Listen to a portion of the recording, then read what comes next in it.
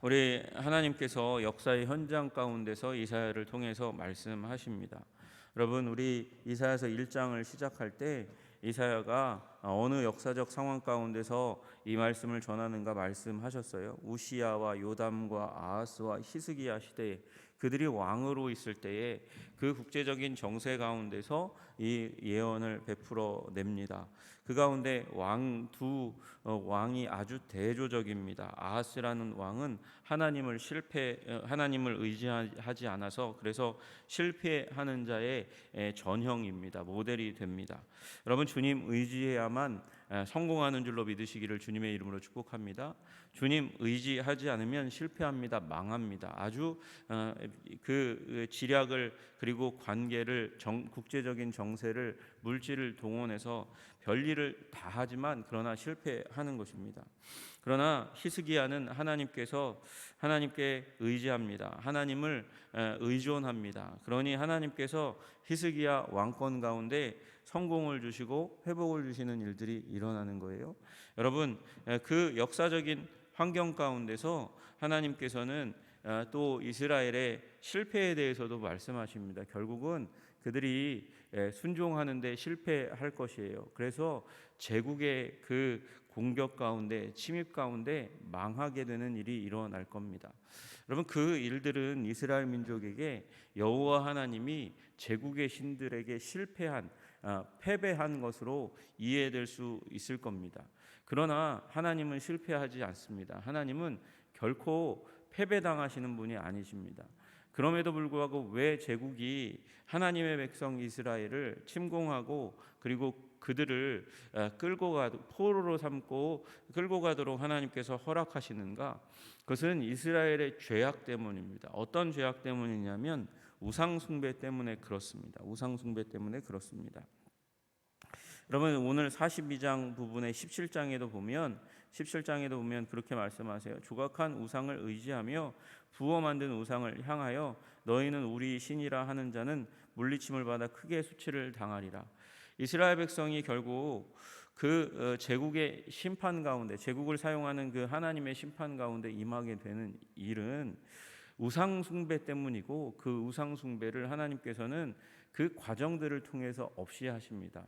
철저하게 깨부수십니다. 그래서 바벨론 포로 가운데 돌아올 때는 이스라엘 백성이 그래도 그 우상 숭배로부터 많이 회복해서 돌아오는 일들이 일어나게 되는 것을 보게 됩니다. 여러분, 그래서 그 통치 가운데, 제국의 통치 가운데 들어갈 것인데, 그 역사적인 현장 가운데서 다만 이 내용이 바벨론에서 돌아오게 될 것을 이스라엘 백성에게 유다 백성에게 소망으로 주는 말씀이기도 합니다. 그러나 거기서 끝나지 않고 그 역사의 저 너머에서 인류를 죄로부터, 사망으로부터, 사단으로부터 해방시키시는 하나님의 구원 사건을 보여주시는 사건이기도 합니다. 그 가운데 우리 39장까지는 심판에 대해서 주로 말씀하신다 하면 40장부터는 하나님의 구원에 대해서 말씀하시는데, 그 가운데 아주 특별한 인물 하나가 소개됩니다. 그것이 바로 여호와의 종이라는 분입니다. 여호와의 종이 이 후반부에 보면 물론 이 여호와의 종이 다중적으로 보여져요. 왜냐하면 역사의 현장이 다중적이기 때문에 그렇습니다. 그래서 이 여호와의 종이 어느 때는 이사야를 지칭하기도 하고, 이 여호와의 종이 어떨 때는 하나님의 백성을 지칭하기도 합니다. 그 여호와의 종이 심지어 하나님을 잘 알지 못하는 고레스가 지칭될 때도 있습니다. 그러나 저 역사의 너머 가운데서 보여지는 구원의 대사건 가운데 지칭되는 메시아가 여호와의 종으로 또한 등장하게 되는 거예요. 특별히 이 42장, 오늘 우리가 본 42장 1절부터 4절까지의 말씀, 그리고 49장 1절에서 6절까지의 말씀, 50장 4절에서 11절까지의 말씀, 52장 13절에서 53장 12절까지의 말씀을 하나님의 종, 여호와의 종의 노래라고 부릅니다. 다시 얘기해서 메시아를 집중적으로 노래하고 찬양하며 예언하는 말씀이라고 얘기한다는 거예요. 여러분, 그 여호와의 종의 노래의 그 첫 번째 부분에 해당하는 게 오늘 42장 1절에서 4절까지의 말씀이고, 이 말씀이 나머지 42장 5절부터 이제 풀어가는 말씀에, 이 이후의 말씀에 굉장히 중요한 17절까지의 말씀을 풀어가는 핵심적인 구절이 됩니다. 그래서 이 말씀을 잘 봐야 돼요. 여러분 보면 1절에 먼저 내가 붙드는 나의 종 내 마음에 기뻐하는 자 곧 내가 택한 사람을 보라, 내가 나의 영을 그에게 주었은즉, 이렇게 말씀하십니다. 여러분 여기까지, 이 부분까지 딱 읽으면 여러분 누가 딱 생각나야 되고 어떤 사건이 생각나야 됩니다. 여러분 내가 붙드는 나의 종 내 마음에 기뻐하는 자, 누구 생각나세요? 여러분 이 부분을 보면 예수님의 세례 받으시는 장면이 생각나야 합니다. 여러분 예수님이 세례 받고 올라올 때 이는 내 사랑하는 자요 내 기뻐하는 자라고 말씀하시는 하나님의 음성이 위로부터 비둘기 형상의 성령이 임하실 때 들려옵니다. 여러분 예수님을 향해서 선언하신 하나님의 음성이 들려졌던 그 장면이 바로 이 말씀의 성취의 장면인 것을 우리는 깨달아 알게 되는 것이죠. 여러분 그러니까 우리 여호와의 종은 어떤 분이냐? 성령을 받으실 분이고 성령에 충만한 분이고 성령에 사로잡혀 완전히 의존하여 성령을 따라 행하시는 분이라는 사실을 알게 됩니다. 물론 예수님은 하나님이십니다. 제가 여러 번 강조했듯이 예수님은 하나님이십니다. 예수님은 하나님이셔서 완전하신 분이십니다. 그러나 예수님은 자신의 능력을 제한하고 인간으로 이 땅 가운데 오십니다. 완전한 하나님이심과 동시에 완전한 사람이십니다.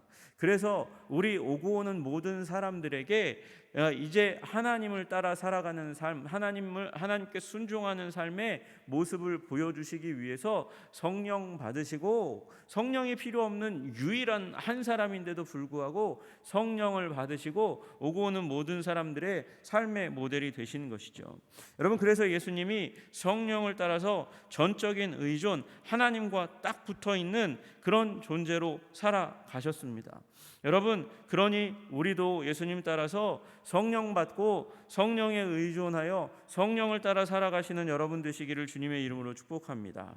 여러분 내가 나의 영을 그에게 주었은즉, 그렇게 하나님께서 말씀하세요. 성령을 받았어요. 성령을 받았다는 것은 특수한 관계 가운데 들어간다는 것. 물론 예수님은 하나님과 특수한 관계 가운데 있는 분이시지만 성령을 받으셨어요. 그래서 우리로 하나님과 특수한 관계 가운데 들어갈 수 있는 길을 열어주시고 모델이 되어주셨습니다. 여러분 모두가 예수님처럼 성령 받아서 성령으로 말미암아 특별한 하나님과의 관계 가운데 들어가시기를 주님의 이름으로 축복합니다. 여러분 그리고 성령 받은 자에게 주시는 하나님의 능력이 있어요. 오직 성령이 너에게 임하시면 너희가 권능을 받고, 권능을 받습니다. 능력을 받습니다. 성령의 사람은 그래서 능력의 사람입니다. 여러분 성령과 함께 하심으로 말미암아 능력 받으시는 여러분 되시기를 주님의 이름으로 축복합니다.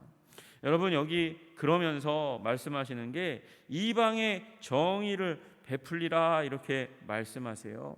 여러분 그가 이방의 정의를 베풀리라, 이 말씀이 이 짧은 구절 안에 3번이나 반복된다는 사실을 우리는 보게 됩니다. 3절에도 진실로 정의를 시행할 것이며 그렇게 말씀하세요. 여러분 그리고 4절에도 세상의 정의를 세우기에 이르리니, 이렇게 말씀하시면서 정의에 대해서 말씀하십니다. 여러분 여기서 말씀하시는 정의는 무엇입니까? 정의는 하나님께서 구원을 베푸신다는 거예요. 여러분 구원을 베푸는 게 어떻게 정의와 연결될 수 있습니까, 목사님? 그렇게 얘기하실 수 있는데, 여러분 정의가 무엇입니까? 정의는 바른 것이죠. 바르지 않은 것은 기울어진 것입니다. 여러분 기울어져 있다는 것은 기회가 불공평하다는 것을 의미하기도 합니다. 여러분 이것이 무엇입니까? 여러분 구원이 누구에게만, 이스라엘에게만 집중되어 있는 것은 정의롭지 않은 상황입니다. 여러분 그것이 하나님께서 계획 가운데서 이스라엘을 집중적으로 선택하셔서 그들을 통하여 열방에 하나님께서 복을 주시기를 베푸시는 것이 하나님의 목적인데, 이스라엘이 그 역할을 잘 수행하지 못했어요. 그래서 하나님의 정의가 시행되지 못하는 거예요. 여러분, 하나님께서는 출애굽의 사건을 통해서 목적하신 것이 무엇입니까? 이스라엘의 구원이에요.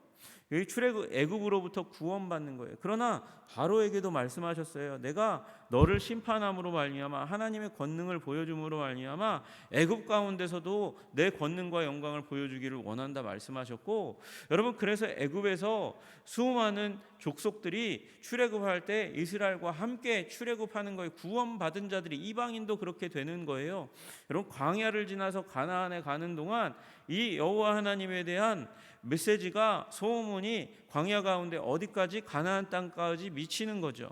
여러분, 그래서 라합 같은 사람이 구원을 받는 거예요. 강팍한 사람들 가운데서 여호와를 앙망하고 돌아와야 되는데, 그러나 너무 강팍하니까 돌아오지 않았지만, 돌아온 사람이 별로 없지만, 그러나 기억하셔야 돼요. 그 가운데 하나님께서는 자신의 영광과 능력을 드러내시고 성품을 드러내시고 열방 가운데서도 반응하는 자들을 구원하시기를 원하셨어요.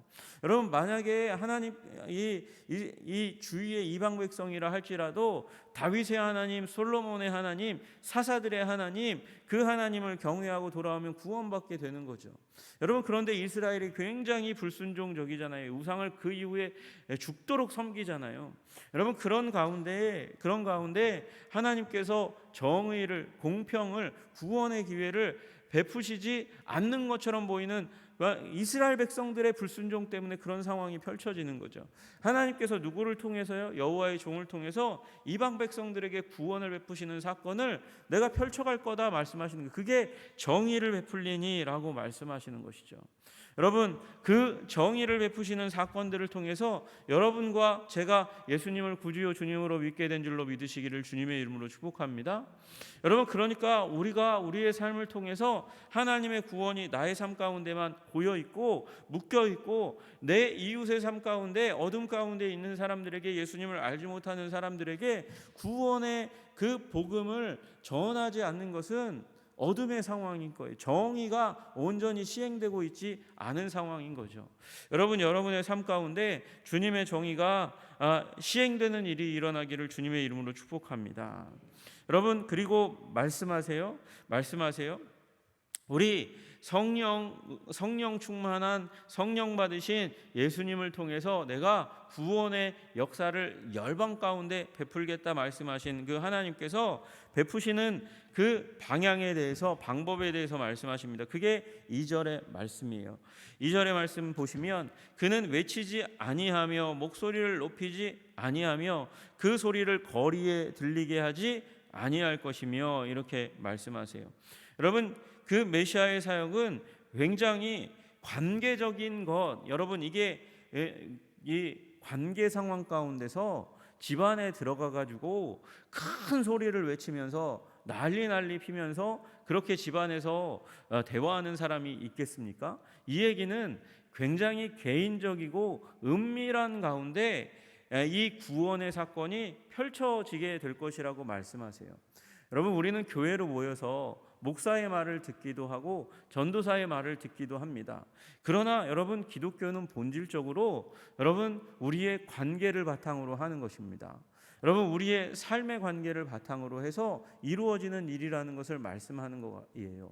여러분, 예수님께서 우리의 삶 가운데 오셔서 관계와 관계를 통해서 예수님께서 우리의 삶에 베푸신 사랑과 은혜를 서로에게 전하지 않으면 여러분, 목사의 사역만으로는 교회가 바로 설 수 없습니다. 여러분, 우리 교회의 가장 중요한 기능 가운데 하나가 무엇입니까? 그게 교제의 기능입니다. 관계의 기능입니다. 그 관계를 통해서 메시지가 흘러간다는 거예요. 메시지 성경은 이 2절의 9절을 어떻게 표현하냐 하면, 그는 일장연설이나 화려한 행사로 자기 일을 과시하지 않을 것이다, 그렇게 말씀하세요. 예수님은 과시하지 않는 사역을 하셨다고 말씀하시는 거예요. 소리 지르는 과시하는 사역을 하지 않았다, 그렇게 말씀하십니다. 여러분, 그러니까 이것의 반대는 무엇입니까? 겸손입니다. 겸손. 여러분, 여러분과 제가 겸손하기를 주님의 이름으로 축복합니다. 여러분, 왜 그렇습니까? 예수님이 겸손하셨으니까요. 여러분, 예수님, 겸손하신 예수님은 어떻게 하셨습니까? 겸손한 예수님은 새벽 5일여 미명 가운데 하나님 아버지 앞에 나아가 기도하십니다. 여러분, 예수님은 또한 밤이 맞도록 기도의 자리 가운데 나아가 하나님 아버지와 기도하십니다. 예수님의 사역은 수많은 사람들을 끌고 다니는 야단법석의 사역이기도 했지만 그 야단법석의 사역이 되기 이전에 먼저 아버지 하나님과 친밀한 조용한 은밀한 사역이 먼저 이루어져야 돼요. 여러분, 그 관계가 이루어지지 않으면 여러분 이 모든 시끌벅적한 행사와 사람들로 가득 찬 것은 어느 순간 다 우르르 무너질 수밖에 없는 것입니다. 여러분, 우리 모두가 주님과의 관계 가운데 서시기를 주님의 이름으로 축복합니다. 심지어 예수님은 천국은 어떠냐라고 말씀하실 때 천국은 누룩과 같다라고 말씀하시기도 하셨어요.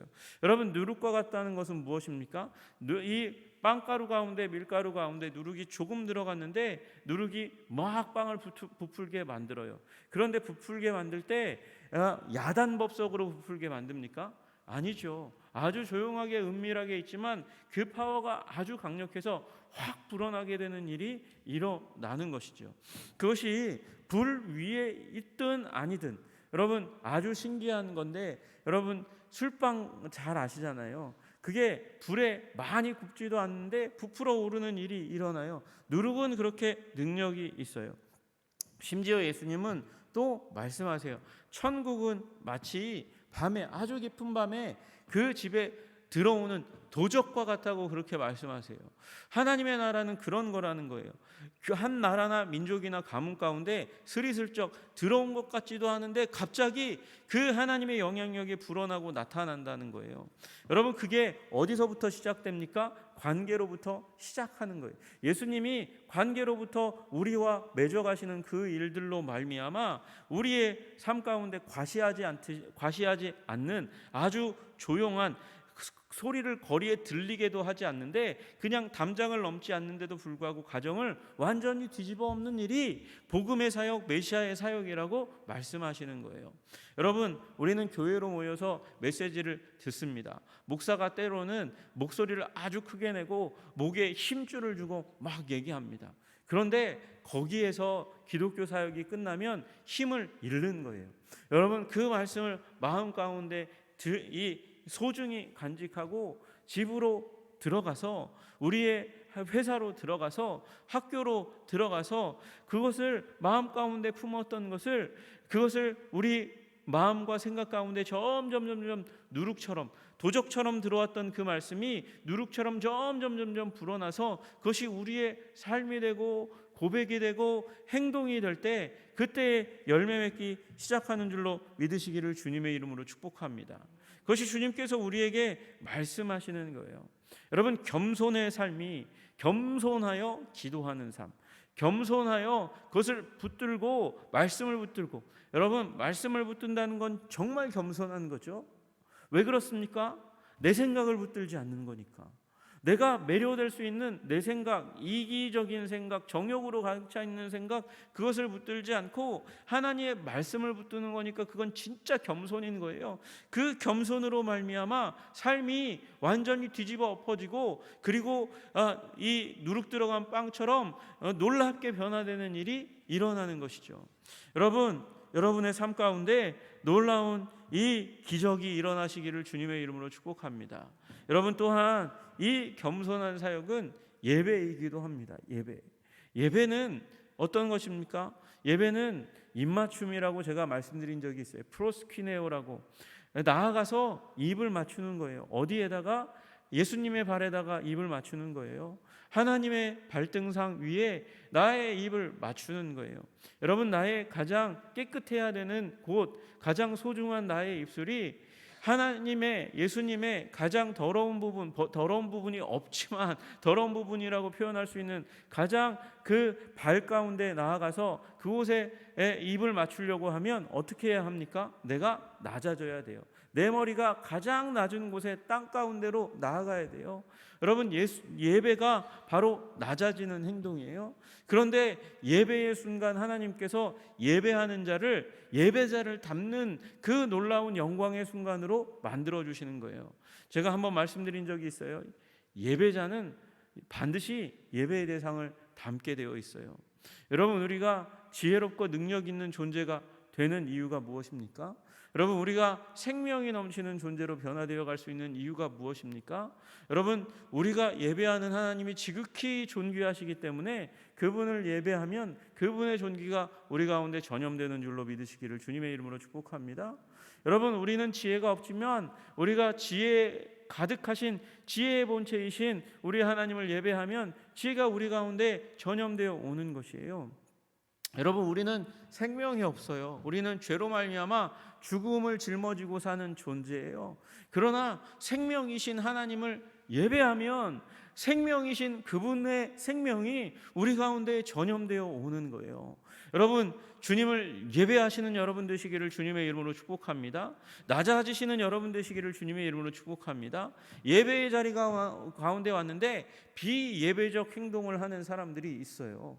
예배는 낮아지는 거라고 말씀드리는 거잖아요. 예배는 하나님의 발등상에 나의 입을 맞추는 낮아짐의 행동인데 거기에서 막 판단해요. 하나님의 말씀을 판단하고 하나님의 행동에 대해서 판단해요. 그게 맞아?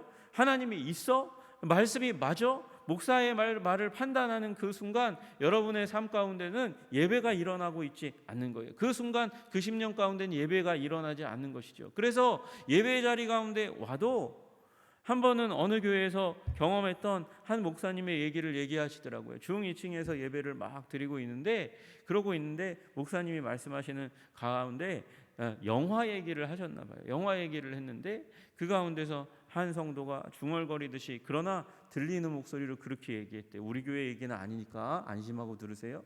얘기하는데 뭐라고 얘기하시냐면 아이고 평론가 났네. 평론가 났어. 목사님이 영화 평론한다고 평론가 났다고 그러면서 약간 비꼬듯이 얘기하시던 거예요. 여러분, 그분이 목사님의 말 그 순간에만 그렇게 하셨을까요? 아닐 거예요.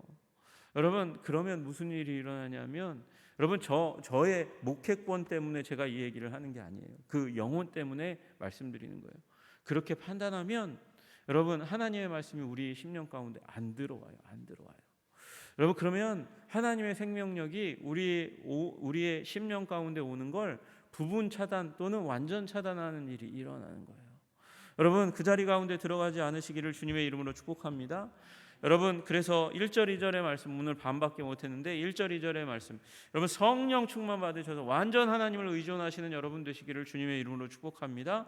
겸손의 사람 되시기를, 기도의 사람, 예배의 사람 되시기를 주님의 이름으로 축복합니다.